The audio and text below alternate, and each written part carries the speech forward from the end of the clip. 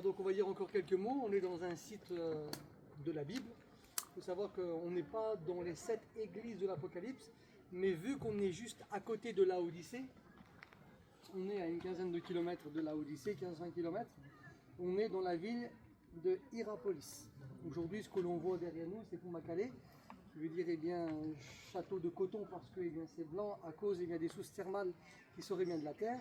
Mais pourquoi nous ça nous intéresse? C'est parce que Hierapolis, c'est cité dans la Bible. Et nous, ce qui nous intéresse, notre voyage, il est centré sur la Bible. On est centré sur les 7 églises de l'Apocalypse, mais vu qu'on est juste à côté, donc ça serait dommage de ne pas venir ici. Donc Hierapolis est cité une seule fois dans l'Écriture, mais ça montre que c'est quand même cité dans la Bible et que les apôtres sont venus ici. Donc notamment l'apôtre Jean, qui chapeautait les églises de la région. Et comme on a pu expliquer tout à l'heure, comme on était à Laodicée, c'est à partir de cet endroit qu'on faisait venir l'eau à Laodicée. Et comme elle arrivait à Laodicée, elle était tiède parce qu'elle sortait d'ici chaude. Elle arrivait à Laodicée, qui est une ville plus basse, donc par un aqueduc, probablement que Hérode le Grand est celui qui avait fait. Et donc, comme elle arrivait là-bas, l'eau était imbuvable parce qu'elle était chargée de calcaire. Et ce que l'on peut voir derrière nous, qui est blanc, c'est le calcaire justement que cette eau est celle qui dépose. Et on a affaire à un phénomène qui est unique dans le monde. Il n'y a qu'ici, qu'à ce genre, de phénomène. On va lire le texte dans la Bible d'Hierapolis. Donc, j'ai pas ma Bible avec moi parce qu'elle était lourde et on a beaucoup marché. Mais j'ai marqué le texte ici. Il se trouve, pour ceux qui s'intéressent, dans l'épître aux Colossiens.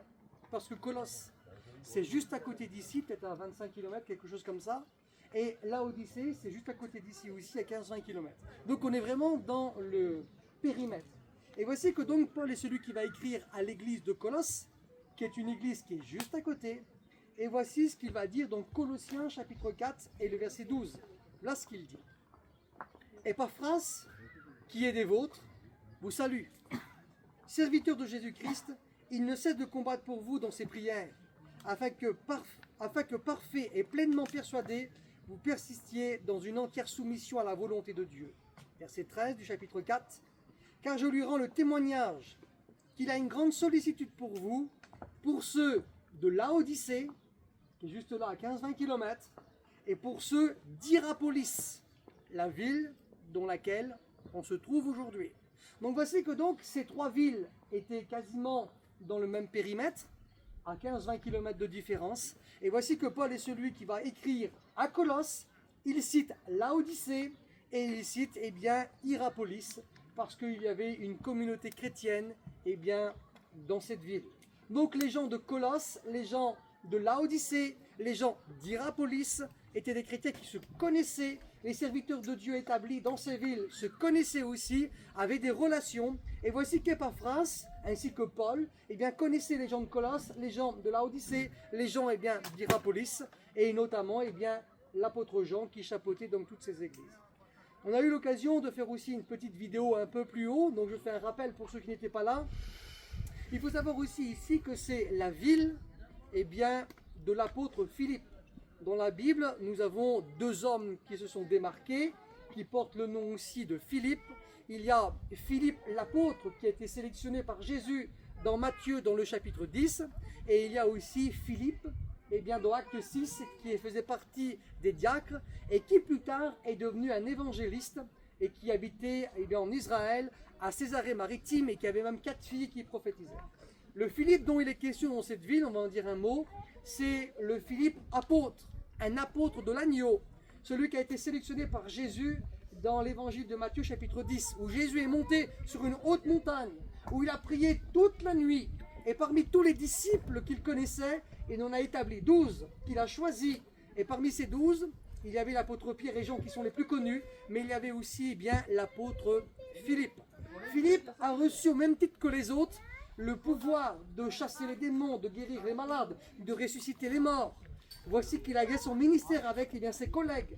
Il est celui dont on entend parler de lui, son nom est cité pour l'une des multiplications des pains aussi. Il est celui aussi où on parle de lui, où il y a des Grecs qui vont venir vers Philippe et qui veulent que Philippe leur présente Jésus. Et les dernières traces de Philippe dans la Bible, on le retrouve dans le livre des Actes des Apôtres, à la Pentecôte. Voici qu'il est écrit que lorsque le Seigneur Jésus est monté au ciel à l'Ascension, les apôtres vont écouter l'ordonnance de Jésus. Jésus avait dit de ne pas quitter Jérusalem jusqu'à ce qu'ils aient reçu cette puissance et qu'ils seraient les témoins à Jérusalem, dans la Samarie et jusqu'aux extrémités de la terre. Et voici que là, il est mentionné ceux qui vont être dans la chambre haute, notamment ceux qui étaient les plus importants. Et voici qu'on va mentionner les personnages importants, comme l'apôtre Pierre et tout cela, mais voici que Philippe, il est mentionné aussi.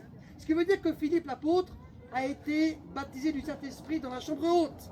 Mais après ce phénomène, on n'entendra plus parler de lui, dans la Bible. L'histoire rapporte, notamment dans un livre apocryphe qu'on appelle les Actes de Philippe, est-ce que c'est vrai ou pas? L'histoire rapporte que Philippe a quitté le pays d'Israël. Il a été évangélisé une partie de la Turquie, une partie de la Grèce. Et quand il est arrivé donc dans la Turquie, notamment l'Asie mineure, donc les territoires de cette église, il est celui qui est venu à Hiérapolis, il est celui qui a évangélisé la ville, il est celui qui a fait des miracles, des gens se sont convertis, et donc une communauté chrétienne a été établie, et il était le pasteur de cette église.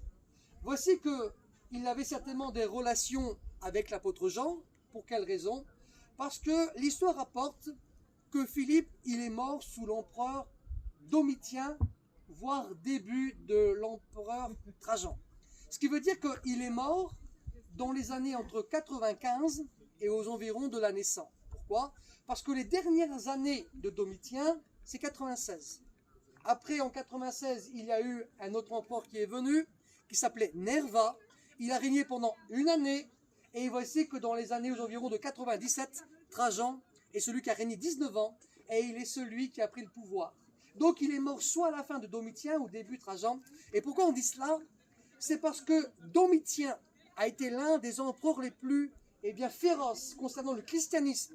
Il a persécuté les chrétiens et c'est sous Domitien en 95 que Jean a été persécuté à Éphèse et déporté dans l'île de Patmos. Et voici que lui, sous cet empereur, ou alors l'un de ses successeurs, l'apôtre Philippe a été ici lapidé, et il est celui qui a été crucifié. Donc on a fait une petite vidéo devant son mémorial, qui est juste là-haut, où, selon la tradition, c'est là-bas qu'il est enterré. Certains disent aussi qu'il y aurait même eu 2 de ses filles qui auraient été enterrées là-bas avec lui, et qu'une 3e de ses filles aurait été persécutée et morte à Éphèse. Mais ici, c'est aussi la ville de Philippe l'apôtre. Donc je crois que ça valait le coup de dire un petit mot, et que Dieu vous bénisse. Amen.